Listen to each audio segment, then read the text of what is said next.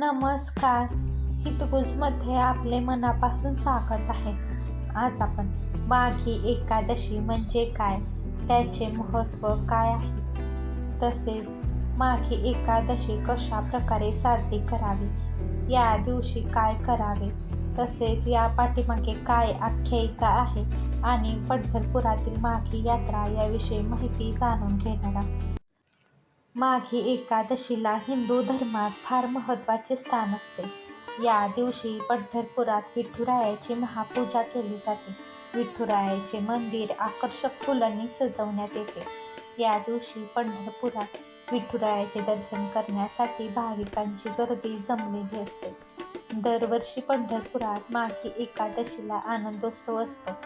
या दिवशी विठुरायाचे मंदिर वेगळ्या वेगळ्या फुलांनी सजवण्यात येते. महापूजा केली जाते. वारकरी संप्रदायाच्या दृष्टीने माघ शुद्ध दशमीलाही अनन्यसाधारण महत्त्व असून याच दिवशी जगद्गुरू तुकाराम महाराजांना उपदेश झाला होता. म्हणून येणारा प्रत्येक वारकरी चंद्रभागा आणि विठुरायाचे दर्शन घेतो. तर माघी एकादशी ही इंद्रियांवर विजय मिळवून विठुरायाचे दर्शन घेण्याचा योग अशी वारकरी संप्रदायाची धारणा आहे. आता आपण जाणून घेऊया माघी एकादशी म्हणजे काय. एकदशा म्हणजे एकादशी होय. सर्व इंद्रियांचा एकच विषय असणे त्याला एकादशी म्हटले जाते.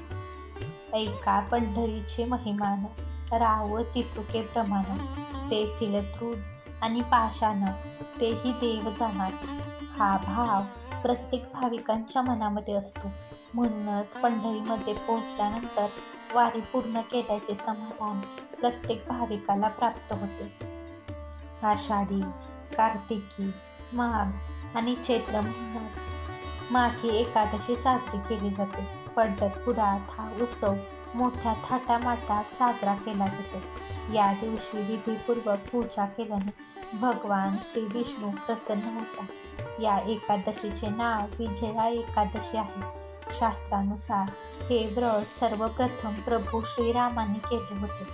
तेव्हापासून हे प्रत्येक युगात सुरू आहे.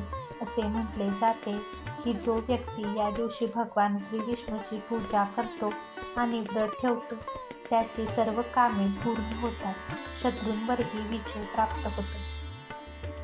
विजया एकादशीचे व्रत विशेषतः यश मिळवण्यासाठी आणि मनोकामना पूर्ण करण्यासाठी केले जाते. ही सर्व प्रकारची पाप दूर करणारी तिथी देखील मानली जाते. तिथीच्या नावानुसार फळही प्राप्त होते. या दिवशी उपवास केल्यास इच्छित फळ मिळते. जीवनाच्या प्रत्येक क्षेत्रात विजय प्राप्त होतो. एकादशीचे पूजन विधी. एकादशीच्या दिवशी सूर्योदयापूर्वी उठून घराची साफसफाई, स्नान वगैरे करून उपवासाचा संकल्प घ्यावा. त्यानंतर भगवान श्री विष्णूंची मूर्ती स्थापन करावी. धूप, दिवा, चंदन, फळे, फुले आणि तुळस इत्यादी सामग्रीने श्रीहरींची पूजा करून नैवेद्य दाखवावा. नैवेद्यामध्ये तुळस असणे आवश्यक आहे. एकादशीचे व्रत निर्जल राहून फळे खाऊन करू शकता. या एकादशीला श्रीकृष्णाच्या गोविंद रूपाची पूजा करण्याची पद्धत शास्त्रात सांगितली आहे. कारण श्रीकृष्ण हे माघ मासाचे स्वामी आहेत. ज्या एकादशीला शंखात दूध आणि गंगेचे पाणी भरून श्रीकृष्णाला अभिषेक करावा. यानंतर तुळशीची पाने अर्पण करा. असे केल्याने एकादशीचे पूर्ण फळ मिळते. आता आपण जाणून घेऊया व्रतकथा. लंकेवर स्वारीच्या वेळी श्रीराम आणि त्यांच्या सैन्याच्या मार्गात महासागर अडथळा ठरला. तेव्हा लक्ष्मणाच्या आदेशानुसार श्रीराम वगदाल्भ मुनींच्या आश्रमात पोहोचले आणि आपली समस्या सांगितली. मुनिवर म्हणाले, हे प्रभू, तुम्ही तुमच्या सैन्यासह माघ महिन्याच्या कृष्ण पक्षातील एकादशीचे व्रत करावे, तुमचा विजय होईल. त्यानंतर श्रीरामांनी मुनींनी सांगितलेल्या नियमानुसार आपल्या सैन्यासह एकादशीचे व्रत केले. समुद्रावर पूल बांधून लंकेला पोहोचले आणि रावणावर विजय मिळवला. तेव्हापासून ही विजया एकादशी म्हणून ओळखली जाते. आता आपण जाणून घेऊया पंढरपुरामध्ये साजरा केल्या जाणाऱ्या यात्रा. टाळ मृदुंगाच्या गजरात व विठ्ठलाच्या नामघोषात वारकऱ्यांच्या दिंड्या एकादशीच्या आदल्या दिवशी पंढरपुरात दाखल होतात.